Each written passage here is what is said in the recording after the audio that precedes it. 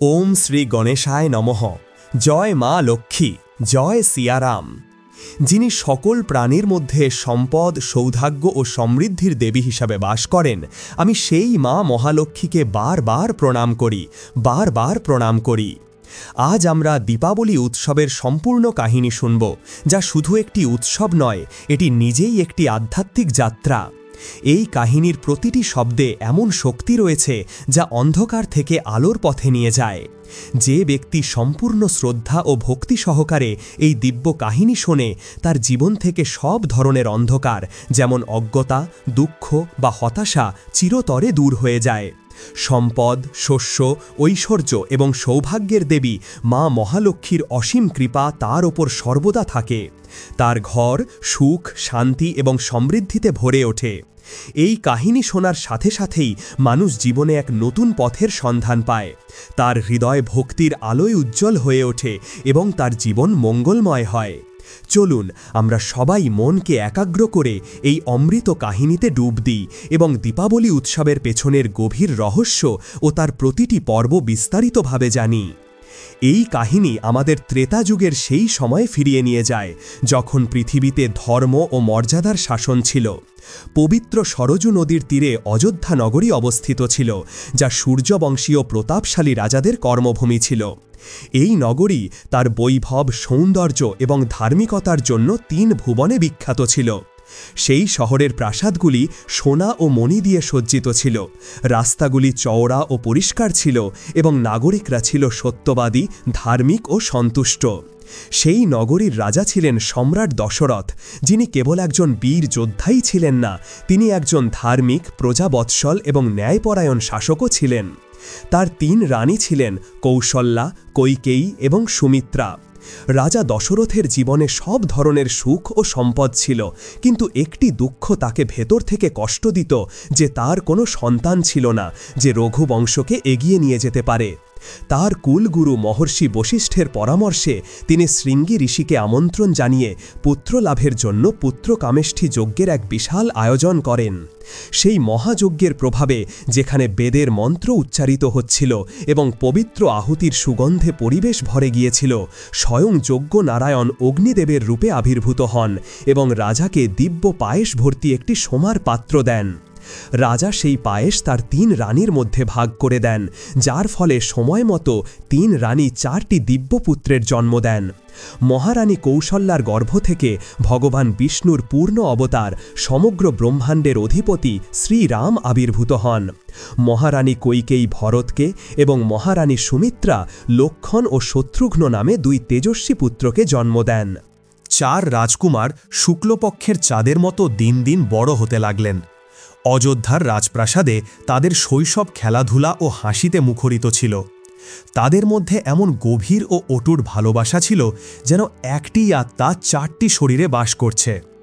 লক্ষণ তো রামকে ছাড়া এক মুহূর্তও থাকতে পারতেন না, তিনি সবসময় ছায়ার মতো তার সাথে থাকতেন।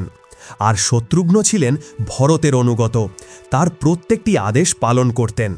কিন্তু শ্রীরাম, যিনি সবার বড় ছিলেন, তিনি কেবল ভাইদেরই প্রিয় ছিলেন না, তিনি সমগ্র অযোধ্যার চোখের মণি ছিলেন।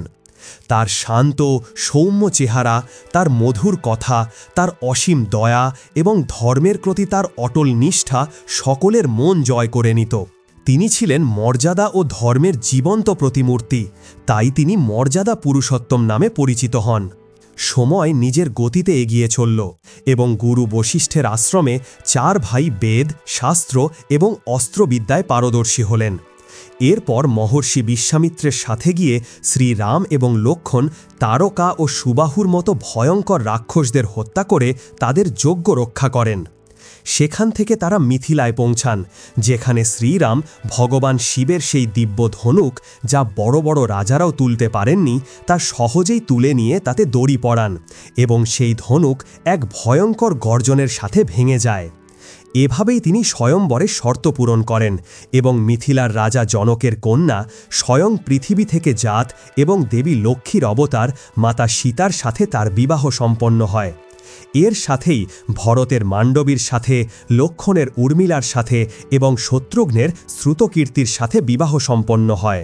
যখন রাজা দশরথ দেখলেন যে তিনি বৃদ্ধ হয়ে পড়ছেন, তখন তিনি তার সবচেয়ে যোগ্য এবং প্রজাদের প্রিয় পুত্র শ্রীরামকে অযোধ্যার যুবরাজ করার সিদ্ধান্ত নিলেন। এই ঘোষণায় সমগ্র অযোধ্যা নগরী আনন্দের সাগরে ভেসে গেল। সব দিকে উৎসবের প্রস্তুতি শুরু হলো। নগরীকে ফুল ও পতাকা দিয়ে সাজানো হলো। প্রত্যেকেই সেই শুভ মুহূর্তের জন্য অপেক্ষা করছিল, যখন তারা তাদের প্রিয় রামকে সিংহাসনে বসতে দেখবে। কিন্তু ভাগ্যের ইচ্ছা অন্যরকম ছিল, কারণ শ্রীরামের অবতার কেবল অযোধ্যার রাজা হবার জন্য হয়নি, বরং পৃথিবীকে রাক্ষসদের ভয় থেকে মুক্ত করার জন্য হয়েছিল। এই উৎসবের পরিবেশের মধ্যেই এক গভীর ষড়যন্ত্রের জন্ম হচ্ছিল। মহারানী কৈকেয়ীর এক দাসী ছিল, যার নাম মন্থরা। সে কেবল শরীরেই কুজো ছিল না, তার মনও ছিল ততটাই কুটিল এবং ঈর্ষাপরায়ণ। যখন সে শ্রীরামের রাজ্যাভিষেকের বিশাল প্রস্তুতি দেখল, তখন তার মনে ঈর্ষার আগুন জ্বলে উঠল। সে দৌড়ে রানী কৈকেয়ীর কাছে গেল, যিনি সেই সময় রামের রাজ্যাভিষেকের জন্য আনন্দে গয়না পরছিলেন। মন্থরা কৈকেয়ীর কান ভাঙাতে শুরু করল। হে রানী, তুমি কত বোকা! এখানে তুমি আনন্দ করছো, আর ওখানে তোমার সতীন কৌশল্যা রাজমাতা হওয়ার স্বপ্ন দেখছে। যদি রাম রাজা হয়, তাহলে তুমি আর তোমার ছেলে ভরত সারা জীবন কৌশল্যা আর রামের দাস হয়ে থাকবে। তোমাকে কেউ পাত্তা দেবে না, আর ভরতকে রাজ্য থেকে বের করে দেওয়া হবে। প্রথমে কৈকেয়ী মন্থরাকে রাগের সাথে বকা দিলেন। তিনি বললেন, দুষ্টা, তুই আমার ঘরে আগুন লাগাতে এসেছিস? রাম আমার ভরতের চেয়েও বেশি প্রিয়। আমি তার মা, আর তার ভালোতেই আমার আনন্দ। কিন্তু মন্থরা থামল না। সে তার কুটিল অথার জাল, ভবিষ্যতের মিথ্যা ভয়ে এবং এক মায়ের মনে তার ছেলের ভবিষ্যতের চিন্তা জাগিয়ে ধীরে ধীরে কৈকেয়ীর সরল মনে বিষ ঢেলে দিল। অবশেষে এক স্নেহময়ী মায়ের মন কুটিলতার কাছে হেরে গেল এবং কৈকেয়ী মন্থরার কথায় প্রভাবিত হলেন। তখন কৈকেয়ী রেগে গিয়ে কোপ ভবনে চলে গেলেন। যখন রাজা দশরথ এই খবর পেলেন, তিনি ছুটে সেখানে গেলেন। তিনি তার প্রিয় রানীকে মাটিতে ময়লা কাপড়ে এলোমেলো চুলে কাঁদতে দেখে অত্যন্ত দুঃখ পেলেন। তিনি কৈকেয়ীকে তার দুঃখের কারণ জিজ্ঞাসা করলেন এবং সূর্যবংশের শপথ নিয়ে প্রতিজ্ঞা করলেন যে সে যা চাইবে তাই পূরণ করবেন। এই মুহূর্তের জন্যই মন্থরা ও কৈকেয়ী অপেক্ষা করছিল। কৈকেয়ী রাজাকে তার সেই দুটি বরের কথা মনে করিয়ে দিলেন, যা তিনি বহু বছর আগে এক যুদ্ধে কৈকেয়ী দ্বারা তার প্রাণ বাঁচানোর জন্য দিয়েছিলেন। সেই দুটি বর চাওয়ার এটাই ছিল সঠিক সময়। রাজা দশরথের পুনরায় প্রতিজ্ঞা করার পর কৈকেয়ী তার মনের কঠোরতা প্রকাশ করে বললেন, হে রাজা, যদি আপনি আপনার প্রতিজ্ঞা পালন করতে চান, তবে আমার প্রথম বরে আমার পুত্র ভরতকে অযোধ্যার সিংহাসন দিন এবং আমার দ্বিতীয় বরে রামকে 14 বছরের জন্য তপস্বীর বেশে দণ্ডকারণ্য বনে পাঠিয়ে দিন। এই কথাগুলো বজ্রের মতো রাজা দশরথের বুকে আঘাত করল। তিনি কথা বলতে পারলেন না। তার চোখের সামনে অন্ধকার নেমে এলো এবং তিনি অজ্ঞান হয়ে মাটিতে পড়ে গেলেন। জ্ঞান ফেরার পর তিনি কৈকেয়ীর কাছে হাত জোড় করলেন, তার পায়ে পড়ে কাঁদলেন এবং তাকে অযোধ্যার রাজ্য পর্যন্ত দেওয়ার প্রস্তাব দিলেন, কিন্তু এই বর চাইতে নিষেধ করলেন। কিন্তু কৈকেয়ী মন পাথরের মতো হয়ে গিয়েছিল। সে তার জেদে অটল রইল। যখন এই খবর শ্রীরামের কাছে পৌঁছালো, তখন তার মুখে কোনো ক্রোধ, দুঃখ বা চিন্তার ছাপ ছিল না। তিনি অত্যন্ত শান্তভাবে বললেন, রঘুকুলের রীতি এটাই যে প্রাণ গেলেও প্রতিজ্ঞা ভঙ্গ হয় না। পিতার বচন পালন করাই পুত্রের সবচেয়ে বড় ধর্ম। আমার জন্য রাজ্যের সুখ কিছুই নয়, পিতার আদেশই সবচেয়ে বড়। আমি আজই বনে যাওয়ার জন্য প্রস্তুত। তার এই ত্যাগ রঘুকুলের মর্যাদাকে আকাশের চেয়েও উঁচু করে দিল। যখন মাতা সীতা এই কথা শুনলেন, তখন তিনিও এক মুহূর্ত দেরি না করে স্বামীর সাথে বনে যাওয়ার সিদ্ধান্ত নিলেন। তিনি বললেন, হে স্বামী, একজন স্ত্রীর জন্য তার স্বামী সবকিছু। আপনাকে ছাড়া অযোধ্যার এই প্রাসাদ আমার কাছে নরকের মতো। আমি আপনার সাথে বনের কষ্টকেও সুখ মনে করে গ্রহণ করব। শ্রীরামের অনেক বোঝানোর পরেও তিনি রাজি হলেন না। একইভাবে যখন এই খবর লক্ষ্মণের কাছে পৌঁছালো, তখন তিনি রাগে জ্বলে উঠলেন, কিন্তু রামের শান্ত মুখ দেখে তার ক্রোধ শান্ত হল এবং তিনিও ভাইয়ের সেবা করার জন্য বনে যাওয়ার জেদ ধরলেন। অবশেষে শ্রীরামকে তাদের জেদের কাছে হার মানতে হল। তিনজনেই রাজকীয় পোশাক ও গয়না ত্যাগ করে তপস্বীদের পোশাক পরলেন এবং নিজেদের মাতাপিতা ও গুরুদের কাছ থেকে বিদায় নিয়ে অযোধ্যার সীমানা পার করলেন। সেই দৃশ্য এতটাই হৃদয় বিদারক ছিল যে অযোধ্যার প্রত্যেক নাগরিক, পশু পাখি, গাছপালা, এমনকি সরজু নদীর ঢেউও যেন কাঁদছিল। নিজের প্রাণের চেয়ে প্রিয় পুত্রের বিচ্ছেদের এই আঘাত রাজা দশরথ সহ্য করতে পারলেন না এবং কিছুদিনের মধ্যেই হা রাম মোগে ডাকতে ডাকতে তিনি প্রাণত্যাগ করলেন। বনবাসের 14 বছরে শ্রীরাম, সীতা এবং লক্ষ্মণ ভারতের ঘন জঙ্গলে ভ্রমণ করেন। তারা চিত্রকূট ও পঞ্চবটির মতো পবিত্র স্থানে বাস করেন, অনেক ঋষিমুনির কাছ থেকে জ্ঞান লাভ করেন এবং দণ্ডকারণ্যকে বিরাধ, খড়দূষণের মতো অনেক রাক্ষসের আতঙ্ক থেকে মুক্ত করেন। তারা এক আদর্শ তপস্বীর জীবনযাপন করেন। তাদের বনবাসের 13 বছর শেষ হয়ে 14তম বছর চলছিল। তারা গোদাবরী নদীর তীরে পঞ্চবটিতে একটি সুন্দর কুঁড়েঘর তৈরি করে বাস করছিলেন। এখানেই তাদের জীবনের সবচেয়ে কঠিন পরীক্ষা শুরু হয়। লঙ্কার রাজা রাবণ, যিনি একজন মহান শিব ভক্ত এবং অত্যন্ত জ্ঞানী পণ্ডিত ছিলেন, কিন্তু তার সাথে তিনি অত্যন্ত অহংকারী, কামুক এবং অধার্মিকও ছিলেন। তার বোন শূর্পণখা ঘুরতে ঘুরতে পঞ্চবটিতে পৌঁছায়। সেখানে সে শ্রীরাম এবং লক্ষ্মণের অপূর্ব সৌন্দর্য দেখে তাদের প্রতি আকৃষ্ট হয়। যখন তারা দুজনেই তার বিয়ের প্রস্তাব বিনম্রভাবে প্রত্যাখ্যান করেন, তখন সে রেগে গিয়ে মাতা সীতার ওপর আক্রমণ করতে যায়। নিজের ভাবিকে রক্ষা করার জন্য লক্ষ্মণ তলোয়ার দিয়ে তার নাক ও কান কেটে দেন। এই অপমানে ক্ষুব্ধ হয়ে শূর্পণখা সরাসরি তার ভাই রাবণের কাছে লঙ্কায় পৌঁছায়। সে তার কাটা নাক দেখিয়ে রাবণকে তার দুঃখের কথা জানায় এবং শ্রীরাম ও লক্ষ্মণের বীরত্বের বর্ণনা দেয়। এর সাথে সে মাতা সীতার অতুলনীয় সৌন্দর্যের এমন বর্ণনা দেয় যে রাবণের মনে সীতাকে পাওয়ার তীব্র ইচ্ছা জেগে ওঠে। বোনের অপমানের প্রতিশোধ নিতে এবং সীতাকে হরণ করার দুষ্ট উদ্দেশ্যে রাবণ এক ছলনার পরিকল্পনা করল।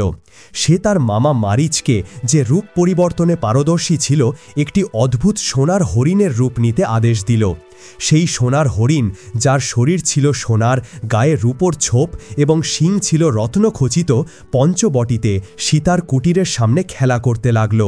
সেই অদ্ভুত হরিণটিকে দেখে মাতা সীতা মুগ্ধ হয়ে গেলেন এবং শ্রীরামকে সেই হরিণটিকে জীবিত ধরে আনার জন্য অনুরোধ করলেন। শ্রীরাম জানতেন যে এটি কোনো মায়াবী রাক্ষস, কিন্তু সীতার আনন্দের জন্য তিনি সেই হরিণের পেছনে ছুটলেন। অনেক দূরে যাওয়ার পর যখন হরিণটি ধরা দিল না, তখন রাম একটি তীর দিয়ে তাকে বিদ্ধ করলেন। তীর লাগার সাথে সাথেই মারীচ তার আসল রূপে ফিরে এলো এবং মরার সময় সে শ্রীরামের কণ্ঠে জোরে চিৎকার করে বলল, হা সীতা, হা লক্ষ্মণ। সেই মায়াবী ডাক শুনে সীতা অত্যন্ত ভয় পেয়ে গেলেন এবং তার মনে হলো যে তার স্বামী কোনো বড় বিপদে পড়েছেন। তিনি লক্ষ্মণকে তৎক্ষণাৎ তার ভাইয়ের সাহায্যের জন্য যেতে বললেন। লক্ষ্মণ তাকে অনেক বোঝালেন যে তার ভাই অজেয়, তার কোনো বিপদ হতে পারে না এবং এটি নিশ্চয়ই কোনো রাক্ষসের চাল। কিন্তু সীতার ব্যাকুলতা এবং তার কঠোর কথায় আহত হয়ে লক্ষ্মণকে বাধ্য হয়ে যেতে হলো। যাওয়ার আগে তিনি তার দৈব শক্তি দিয়ে কুটিরের চারপাশে একটি রেখা টানলেন, যা লক্ষ্মণ রেখা নামে পরিচিত, এবং তিনি মাতা সীতাকে অনুরোধ করলেন যে তিনি যেন কোনো অবস্থাতেই এই রেখার বাইরে না আসেন।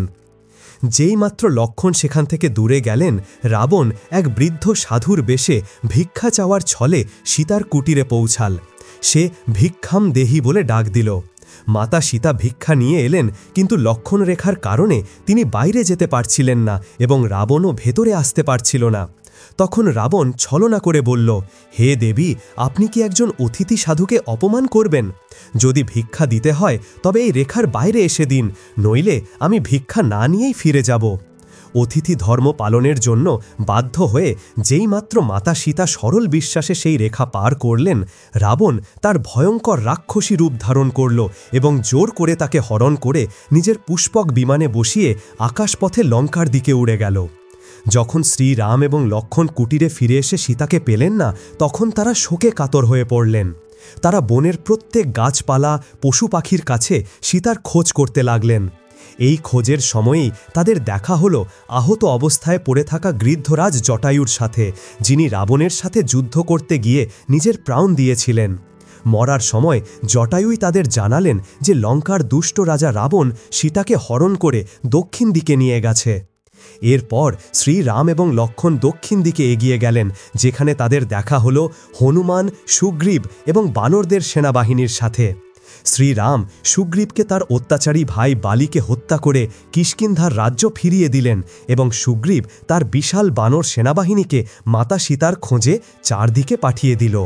পবনপুত্র হনুমান, যিনি বুদ্ধি, বল এবং ভক্তির প্রতীক ছিলেন, এক লাফে বিশাল সমুদ্র পার করে লঙ্কায় পৌঁছালেন। সেখানে তিনি ছোট রূপ ধারণ করে পুরো লঙ্কায় খোঁজ করলেন এবং অবশেষে অশোক বাটিকায় রাক্ষসীদের পাহারায় দুঃখী অবস্থায় বসে থাকা মাতা সীতাকে দেখতে পেলেন। তিনি শ্রীরামের দেওয়া আংটি মাতা সীতাকে দিয়ে তাকে সান্ত্বনা দিলেন এবং বিশ্বাস দিলেন যে প্রভু রাম শীঘ্রই তাকে উদ্ধার করতে আসবেন। এরপর হনুমান অশোক বাটিকাকে ধ্বংস করলেন, রাবণের পুত্র অক্ষয় কুমারকে হত্যা করলেন এবং শেষে মেঘনাদের দ্বারা নিজেকে বন্দী করিয়ে রাবণের সভায় পৌঁছালেন। সেখানে তিনি রাবণকে বোঝানোর চেষ্টা করলেন যে সে যেন মাতা সীতাকে সম্মানের সাথে ফিরিয়ে দেয়, নইলে তার সর্বনাশ নিশ্চিত। যখন অহংকারী রাবণ তার লেজে আগুন লাগিয়ে দিল, তখন হনুমান সেই আগুন দিয়েই সমগ্র সোনার লঙ্কাকে জ্বালিয়ে ছাই করে দিলেন। হনুমানের ফিরে আসার পর শ্রীরাম তার বিশাল বানর ও ভালুকের সেনাবাহিনী নিয়ে সমুদ্রের দিকে রওনা হলেন। নল এবং নীল নামক দুই বানরের এই বরদান ছিল যে তাদের ছোঁড়া পাথর জলে ডুববে না। তাদের এই কৌশলে প্রত্যেক পাথরে রাম নাম লিখে সমুদ্রের ওপর একটি বিশাল সেতু তৈরি করা হলো। এই রাম সেতুর মাধ্যমে পুরো সেনাবাহিনী সমুদ্র পার করে লঙ্কার মাটিতে শিবির স্থাপন করল। এরপর ইতিহাসের সেই মহাযুদ্ধ শুরু হল, যা ধর্ম এবং অধর্ম, সত্য এবং মিথ্যার মধ্যে লড়া হয়েছিল। একদিকে ছিল অহংকারী রাবণ তার বিশাল ও মায়াবী রাক্ষসী সেনাবাহিনীর সাথে, এবং অন্যদিকে ছিলেন মর্যাদা পুরুষোত্তম শ্রীরাম তার বানর ও ভালুকের ধার্মিক সেনাবাহিনীর সাথে।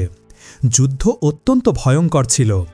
একে একে রাবণের সমস্ত মহান যোদ্ধা, যেমন কুম্ভকর্ণ এবং ইন্দ্রকে পরাজিত করা মেঘনাদ, মারা গেল। নিজের সমস্ত প্রিয়জনকে হারিয়ে রাবণ শোক ও ক্রোধের আগুনে জ্বলতে লাগল এবং সে নিজে যুদ্ধক্ষেত্রে নামল। শ্রীরাম এবং রাবণের মধ্যে এমন এক ভয়ঙ্কর যুদ্ধ হল, যা দেখার জন্য দেবতারাও আকাশে জড়ো হলেন। অনেক দিন ধরে চলা এই যুদ্ধের শেষে যখন রাবণ কোনোভাবেই মরছিল না, তখন বিভীষণ শ্রীরাম এই রহস্য জানালেন যে রাবণের নাভিতে অমৃত রয়েছে। তখন শ্রীরাম দিব্য ব্রহ্মাস্ত্র নিক্ষেপ করলেন, যা প্রথমে রাবণের নাভির অমৃত শুকিয়ে দিল এবং তারপর তার 10টি মাথা শরীর থেকে আলাদা করে দিল। এভাবেই অধর্ম এবং অহংকারের প্রতীক রাবণের অন্ত হল এবং ধর্মের জয় হল। রাবণকে হত্যা করার পর শ্রীরাম বিভীষণকে লঙ্কার রাজা বানালেন এবং মাতা সীতাকে সম্মানের সাথে ফিরিয়ে আনলেন। এই সময়ের মধ্যেই তাদের বনবাসের 14 বছরও পূর্ণ হয়ে দিয়েছিল।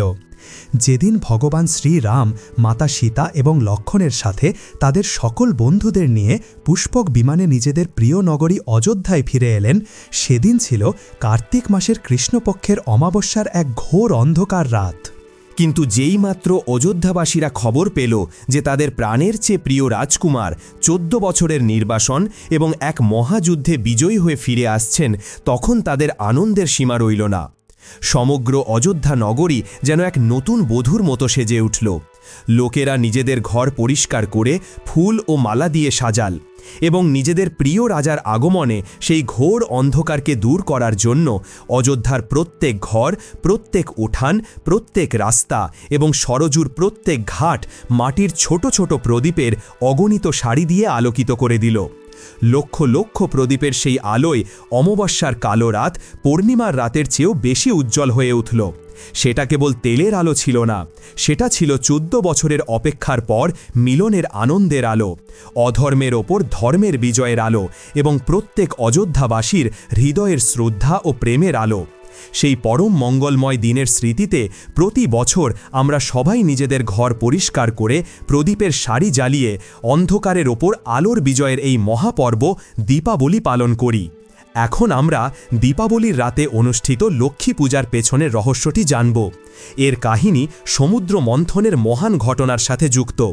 অনেক কাল আগে মহর্ষি দুর্বাসা, যিনি ভগবান শিবেরই অংশ ছিলেন এবং তার ক্রোধের জন্য পরিচিত ছিলেন, পৃথিবীতে ভ্রমণ করছিলেন। এক বিদ্যাধরী তাকে এমন এক দিব্য মালা উপহার দিয়েছিলেন যার ফুল কখনো শুকাতো না। সেই সময় দেবরাজ ইন্দ্র তার ঐরাবত হাতির ওপর বসে যাচ্ছিলেন।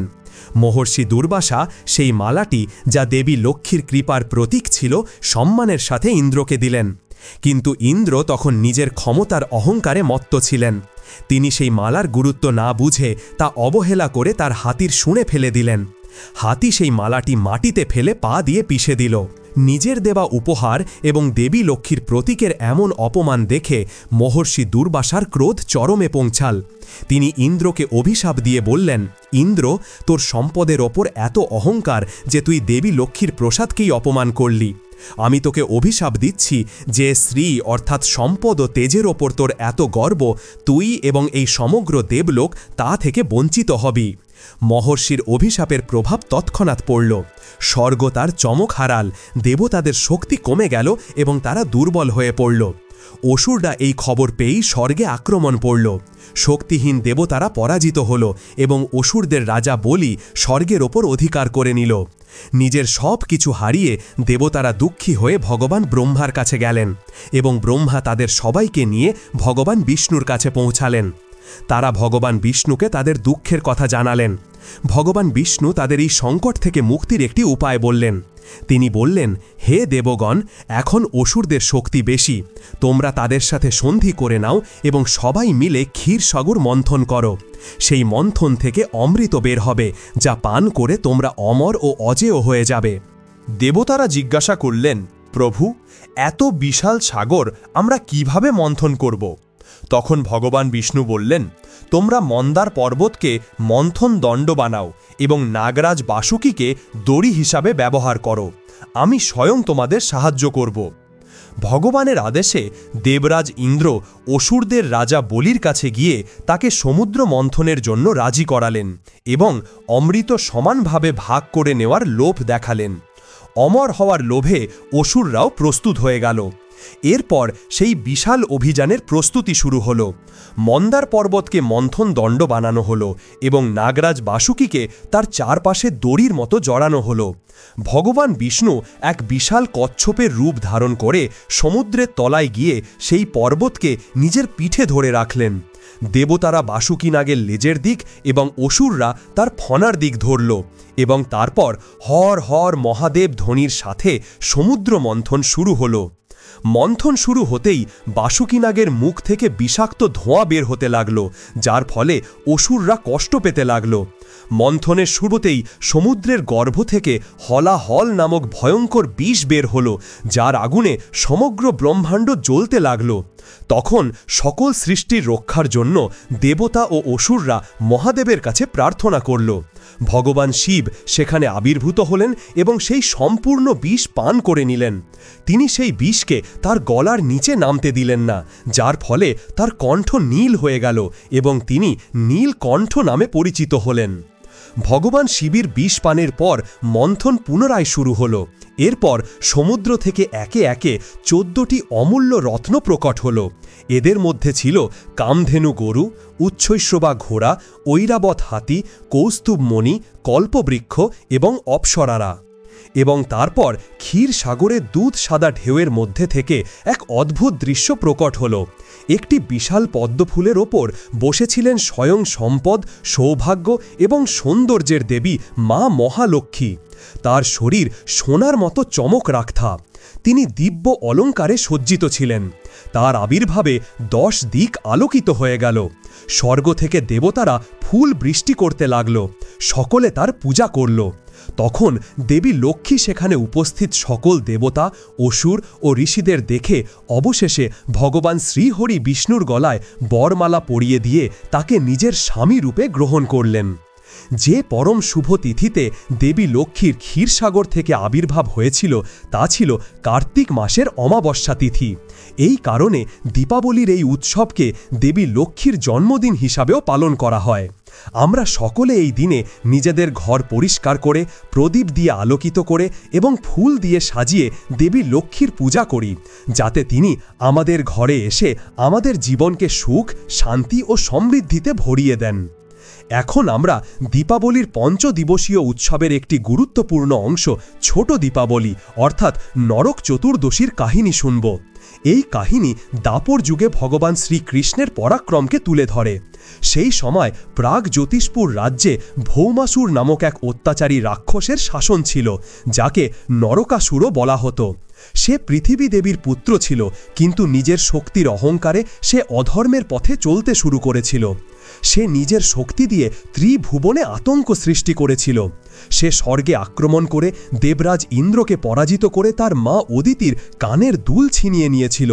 শুধু তাই নয়, সে পৃথিবীর 16,100 রাজকন্যাকে অপহরণ করে নিজের কারাগারে বন্দী করে রেখেছিল।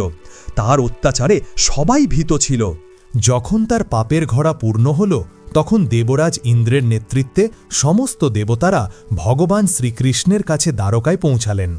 তারা ভগবান কৃষ্ণকে নরকাসুরের অত্যাচারের কাহিনী শুনিয়ে পৃথিবীকে রক্ষা করার জন্য প্রার্থনা করলেন। ভগবান কৃষ্ণ তাদের আশ্বাস দিলেন যে তিনি শীঘ্রই নরকাসুরের আতঙ্ক থেকে পৃথিবীকে মুক্ত করবেন। নরকাসুরের এই বরদান ছিল যে তার মৃত্যু কোনো নারীর হাতেই হবে। এটা জেনে ভগবান শ্রীকৃষ্ণ তার স্ত্রী সত্যভামাকে, যিনি ভূমি দেবীরই অবতার ছিলেন, নিজের সাথে নিয়ে গরুরের উপর চড়ে প্রাগজ্যোতিষপুরের দিকে রওনা দিলেন। নরকাসুরের রাজ্য অনেক দুর্ভেদ্য দুর্গ দিয়ে ঘেরা ছিল, কিন্তু ভগবান কৃষ্ণ তার সুদর্শন চক্র দিয়ে এক মুহূর্তেই সেই সব দুর্গ ধ্বংস করে দিলেন। এরপর তিনি তার পাঞ্চজন্য শঙ্খ বাজালেন, যার শব্দে নরকাসুরের সেনাবাহিনী ভয় পেয়ে গেল। নরকাসুর তার সেনাবাহিনীকে যুদ্ধের জন্য পাঠাল, কিন্তু ভগবান কৃষ্ণ চোখের পলকে সেই পুরো সেনাবাহিনীকে ধ্বংস করে দিলেন, যার কারণে তার এক নাম মুরারি হল। শেষে স্বয়ং নরকাসুর যুদ্ধক্ষেত্রে নামল। ভগবান কৃষ্ণ এবং নরকাসুরের মধ্যে এক ভয়ঙ্কর যুদ্ধ হল। যুদ্ধের সময় নরকাসুর একটি শক্তিশালী শূল কৃষ্ণের ওপর নিক্ষেপ করল। ভগবান লীলা করে মুহূর্তের জন্য মূর্ছা যাওয়ার অভিনয় করলেন। নিজের স্বামীকে এই অবস্থায় দেখে সত্যভামা ক্রোধে জ্বলে উঠলেন। তিনি সঙ্গে সঙ্গে ধনুক তুলে নিয়ে একের পর এক তীর নিক্ষেপ করে নরকাসুরকে আহত করলেন এবং শেষে এমন একটি তীর চালালেন যা সরাসরি নরকাসুরের হৃদয়ে গিয়ে লাগল। এভাবেই সত্যভামার হাতে নরকাসুরের বধ হল। যেদিন সেই অধার্মিক রাক্ষসের অন্ত হল, সেদিন ছিল কার্তিক মাসের কৃষ্ণপক্ষের চতুর্দশী তিথি। তার মৃত্যুর ঠিক আগে নরকাসুর ভগবান কৃষ্ণের কাছে বরদান চাইল, হে প্রভু, আমার মৃত্যুর এই দিনটি যেন শোকের দিন না হয়, বরং একে একটি উৎসব হিসাবে পালন করা হোক। আজকের তিথিতে যে সূর্যোদয়ের আগে স্নান করবে, তার যেন কখনো নরকের ভয় না থাকে। ভগবান কৃষ্ণ তার এই শেষ ইচ্ছা পূরণ করলেন।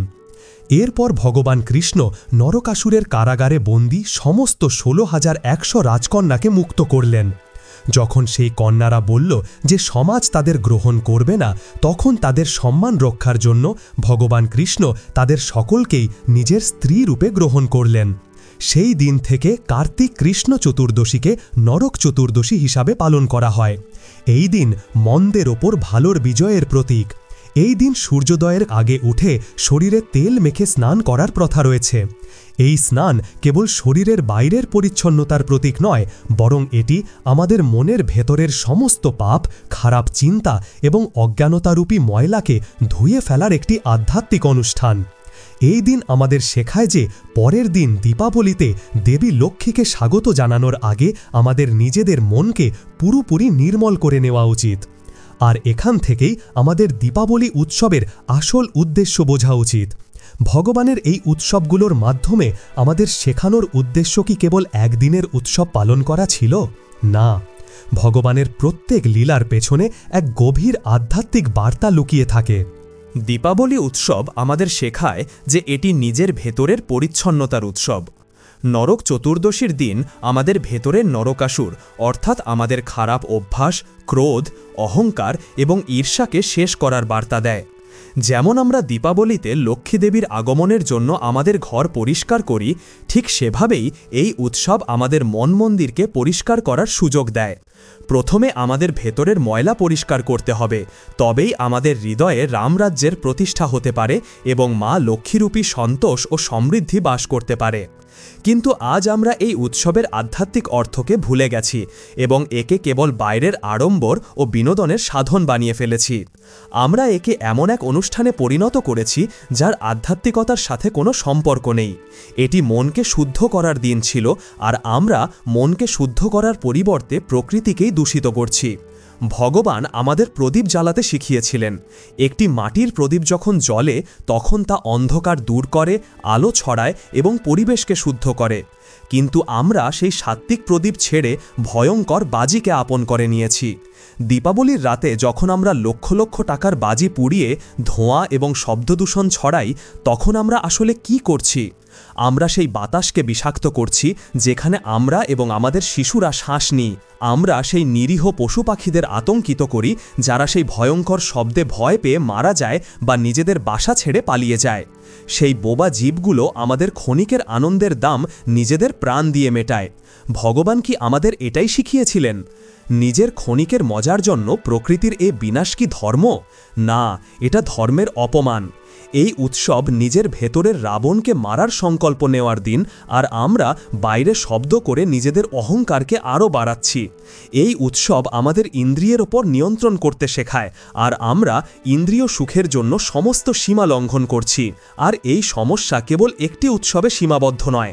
আমরা আমাদের প্রত্যেক উৎসবের আধ্যাত্মিক সার বের করে সেগুলোকে ফাঁপা করে দিয়েছি। যখন আমরা দেখি যে বকরিদের মতো উৎসবে লক্ষ লক্ষ নিরীহ পশুর বলি দেওয়া হয়, তখন মনে প্রশ্ন জাগে যে কোন ঈশ্বর নিজের সন্তানদের বলিদান দেখে খুশি হতে পারেন? ধর্মের পথ কি হিংসার মধ্যে দিয়ে যায়? সেটা বাজির শব্দ হোক বা পশুর বলি, এই সবই আমাদের অজ্ঞানতা এবং সংবেদনহীনতাকে দেখায়। তাই এই দীপাবলিতে আমাদের সংকল্প নিতে হবে যে আমরা এই উৎসবকে তার সঠিক রূপে পালন করব। এই উৎসব অনর্থক কাজ করার নয়, বরং সার্থক কাজ করার। নিজের কোনো একটি খারাপ অভ্যাসকে চিরকালের জন্য ছেড়ে দেওয়ার সংকল্প, কোনো একটি ভালো অভ্যাসকে জীবনে গ্রহণ করার সংকল্প, নিজের ভেতরের অন্ধকারকে জ্ঞানের আলো দিয়ে দূর করার সংকল্প। আসল দীপাবলি সেদিন পালিত হবে যেদিন আমরা বাজির পিছনে খরচ করা টাকা দিয়ে কোনো গরিব শিশুর পড়াশোনার খরচ দেব। আসল দীপাবলি সেদিন পালিত হবে যেদিন আমরা নতুন কাপড় কেবল নিজেদের জন্য নয়, বরং কোনো অভাবী মানুষের জন্যও কিনব। আসল দীপাবলি সেদিন পালিত হবে যেদিন আমরা মিষ্টি কেবল নিজেদের বন্ধুদের নয়, বরং সেই ক্ষুধার্ত মানুষদেরও খাওয়াবো যাদের খাবার জোটে না। আসল দীপাবলি সেদিন পালিত হবে যেদিন আমরা নিজেদের ঘরের সাথে সাথে সমাজে ছড়িয়ে থাকা ঘৃণা ও বৈষম্যের অন্ধকারকেও দূর করার চেষ্টা করব। এটা আলোর উৎসব, দূষণের নয়। এটা আত্মাকে জাগ্রত করার উৎসব, অহংকারকে বাড়ানোর নয়। এটা প্রেম এবং করুণার উৎসব, শব্দ এবং হিংসার নয়। আসুন আমরা সবাই মিলে সংকল্প নিই যে আমরা এই দীপাবলিকে তার সত্যিকারের অর্থে পালন করব, প্রদীপ দিয়ে, প্রেম দিয়ে এবং সেবা ভাব দিয়ে, শব্দ এবং ধোঁয়া দিয়ে নয়। এটাই এই উৎসবের সত্যিকারের সার্থকতা হবে এবং এটাই ভগবানের প্রতি আমাদের সত্যিকারের ভক্তি হবে। বলো সিয়াবর রামচন্দ্র কি জয়, পবনসুত হনুমান কি জয়, লক্ষ্মীনারায়ণ ভগবান কি জয়। এখন আমরা দীপাবলি উৎসবের সাথেই জড়িত আরও এক গভীর কাহিনী শুনব। এই কাহিনী ভগবান বিষ্ণুর বামন অবতারের সাথে সম্পর্কিত। এই কাহিনীর দীপাবলির সাথে গভীর সম্পর্ক রয়েছে, কারণ এটি আমাদের অহংকারের পতন এবং সর্বস্ব সমর্পণের গুরুত্ব শেখায়, যা লক্ষ্মীদেবীর কৃপা পাওয়ার মূল চাবিকাঠি। ভারতের অনেক অঞ্চলে দীপাবলির পরের দিন বলি প্রতিপদা হিসাবে রাজা বলির সম্মানার্থেই পালন করা হয়। তো চলুন সেই মহান অসুর রাজা বলির কাহিনী শুনি, যার দরজায় স্বয়ং নারায়ণ দ্বাররক্ষী হয়ে দাঁড়িয়েছিলেন। এই কাহিনী সেই সময়ের যখন সমুদ্র মন্থনের পর দেবতারা অমৃত পান করে অমর হয়ে গিয়েছিলেন। অসুররা যুদ্ধে পরাজিত হয়ে পাতাল লোকে বাস করতে বাধ্য হয়েছিল। সেই অসুরদের বংশেই বলি নামক এক অত্যন্ত পরাক্রমী রাজার জন্ম হয়েছিল। বলি কোনো সাধারণ অসুর ছিল না, সে ভগবান বিষ্ণুর পরম ভক্ত প্রহ্লাদের পৌত্র ছিল। তার মধ্যে ভক্তি, ধর্ম এবং ন্যায়ের গুণ ছিল। সে একজন মহান যোদ্ধা, ন্যায়পরায়ণ শাসক এবং ত্রিভুবনে তার দানের জন্য বিখ্যাত ছিল। বলি তার গুরু শুক্রাচার্যের নির্দেশনায় কঠোর তপস্যা করে অনেক শক্তি লাভ করেছিল।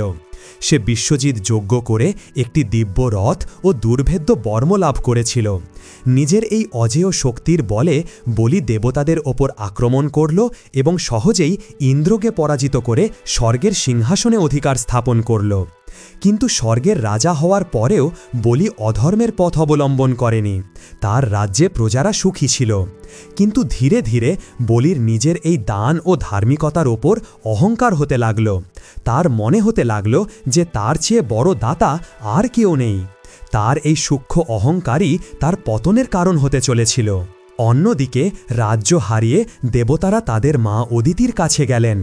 নিজের পুত্রদের দুঃখ দেখে মা অদিতি ভগবান বিষ্ণুর কঠোর আরাধনা শুরু করলেন। তার তপস্যায় প্রসন্ন হয়ে ভগবান বিষ্ণু বরদান দিলেন যে তিনি স্বয়ং তার পুত্ররূপে জন্ম নিয়ে দেবতাদের সংকট থেকে মুক্ত করবেন। সময় মতো ভগবান বিষ্ণু মা অদিতির গর্ভ থেকে এক বামন ব্রাহ্মণ বালকের রূপে জন্ম নিলেন। তার শরীর ছোট ছিল কিন্তু মুখে ছিল ব্রহ্মতেজ। ভগবানের এই অবতারকে বামন বলা হল। সেই সময় রাজা বলি নর্মদা নদীর তীরে 100টি অশ্বমেধ যজ্ঞের আয়োজন করছিল। এটি ছিল তার 100তম যজ্ঞ। এই যজ্ঞের সমাপ্তিতে সে ইন্দ্রের পদে চিরস্থায়ী হতো। এই উপলক্ষে সে ঘোষণা করেছিল যে কোনো ব্রাহ্মণ যা চাইবে সে তাই দেবে। যখন বামন ভগবান সেই যজ্ঞশালায় পৌঁছালেন তখন তার তেজে সমগ্র যজ্ঞশালা আলোকিত হয়ে উঠল। রাজা বলি এগিয়ে গিয়ে বামন ভগবানের স্বাগত জানালেন, তার পা ধুইয়ে দিলেন এবং তাকে একটি উঁচু আসনে বসালেন।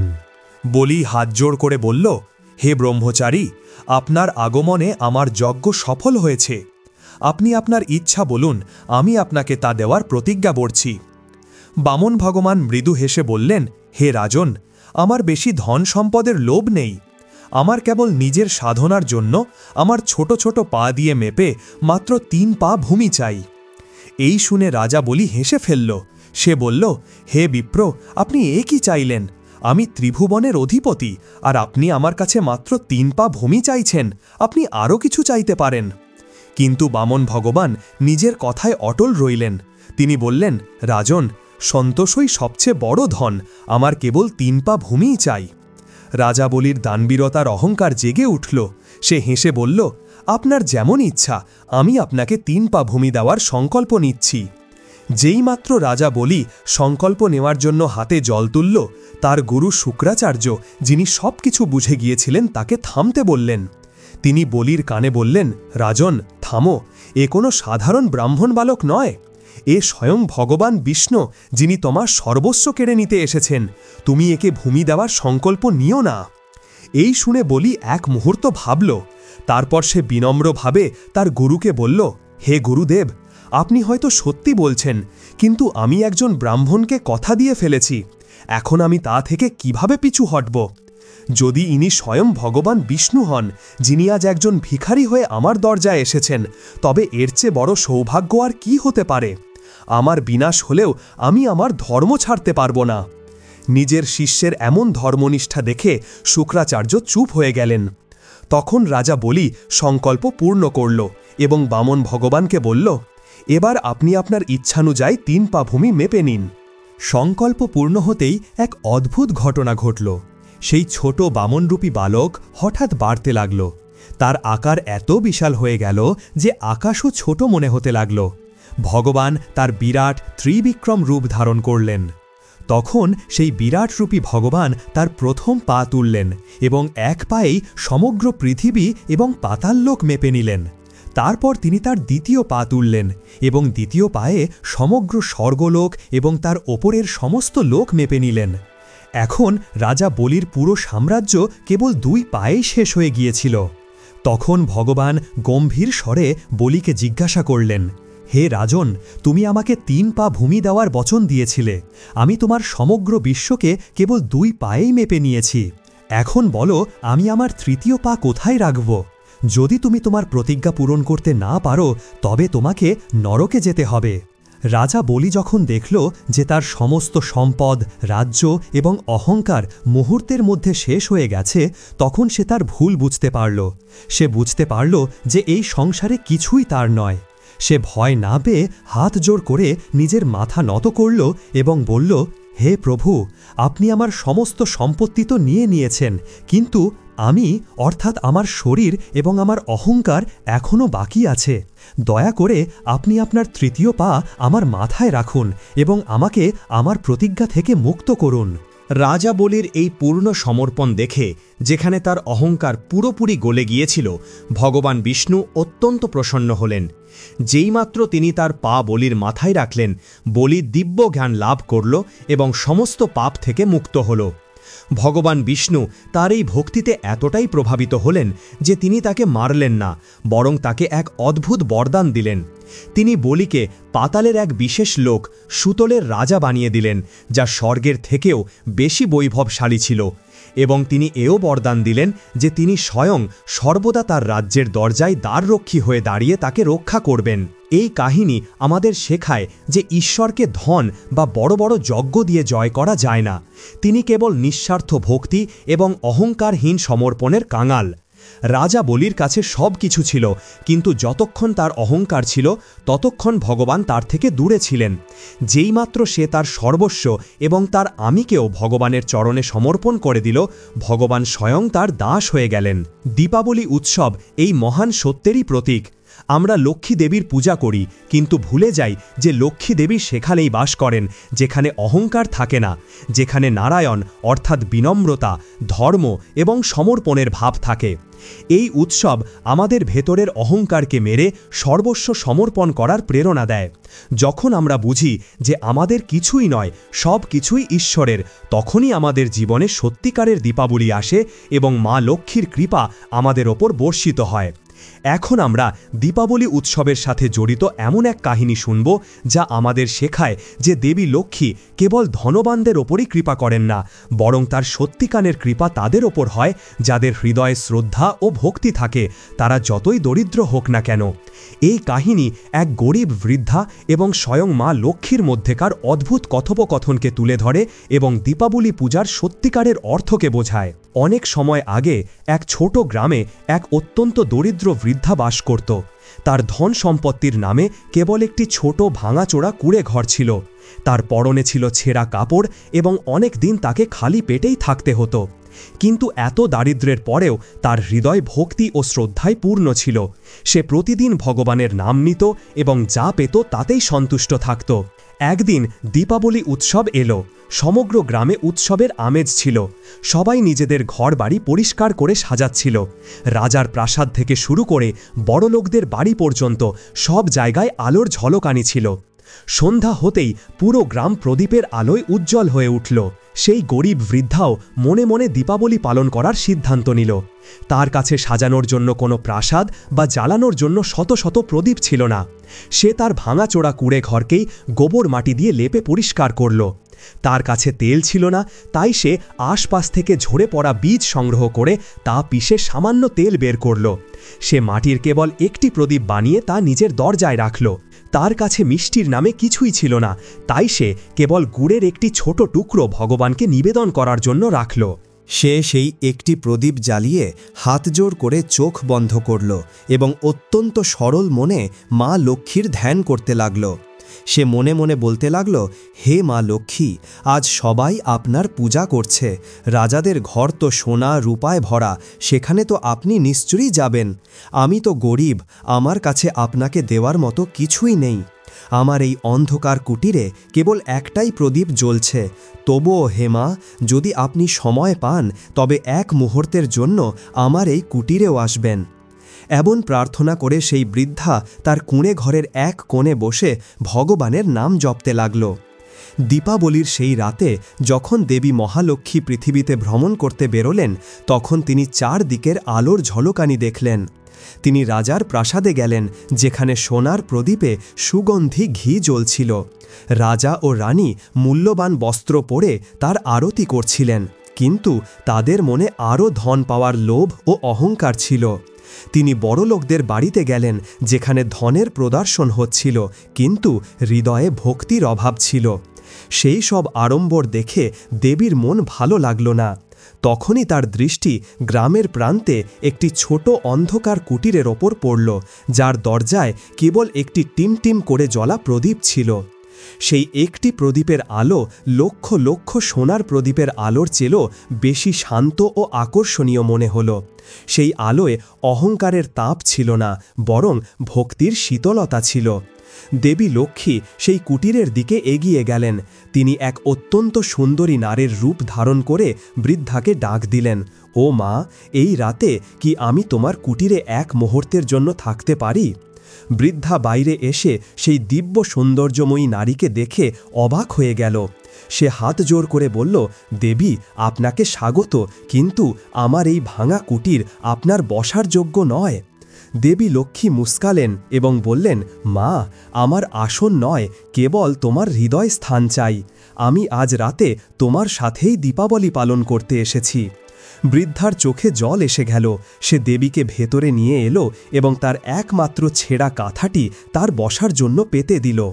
দেবী লক্ষ্মী জিজ্ঞাসা করলেন, মা, তুমি দীপাবলিতে কিছু বানাওনি? তুমি কি ক্ষুধার্ত? বৃদ্ধা সংকোচের সাথে মাথা নিচু করে বলল, দেবী, আমার কাছে তো কেবল এই গুড়ের টুকরোটি আছে, আপনি একেই গ্রহণ করুন। মা লক্ষ্মী সেই গুড়ের টুকরোটি এমন প্রেমের সাথে গ্রহণ করলেন যেন তিনি অমৃত পেয়ে গেছেন। তিনি বললেন, মা, তোমার এই গুড়ে আমি 56 পদের খাবারের চেয়েও বেশি মিষ্টতা পেয়েছি, কারণ এতে তোমার নির্মল মনের প্রেম মেশানো আছে। তারপর দেবী দেখলেন যে বৃদ্ধার আঁচল ছেঁড়া। তিনি বললেন, দাও মা, আমি তোমার এই আঁচলটি সেলাই করে দিই। বৃদ্ধা বলল, না না দেবী, আমার কাছে তো সুই সুতোও নেই।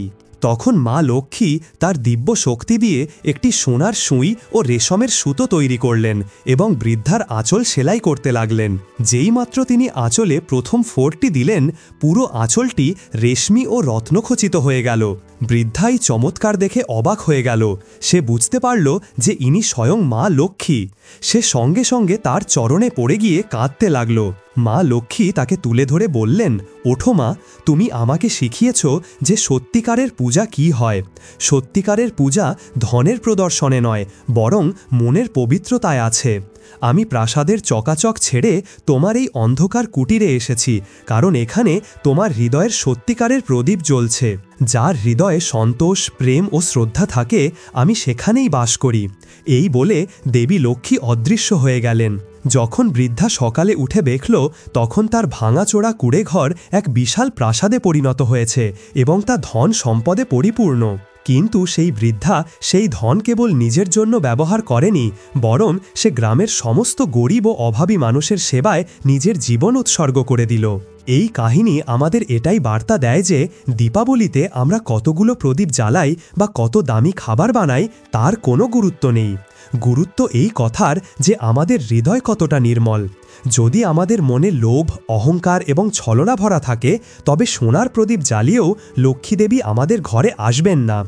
আর যদি আমাদের হৃদয় সেই গরিব বৃদ্ধার মতো শ্রদ্ধা, সন্তোষ ও প্রেমে ভরা থাকে, তবে একটি মাটির প্রদীপও মা লক্ষ্মীকে আমাদের ঘরে আসতে বাধ্য করতে পারে। দীপাবলি উৎসব বাইরের আলোর চেয়ে বেশি ভেতরের আলোর উৎসব। আমাদের নিজেদের হৃদয়কে স্বচ্ছ ও পবিত্র করা উচিত, তবেই আমাদের জীবনে সত্যিকারের সমৃদ্ধি ও সুখ আসবে।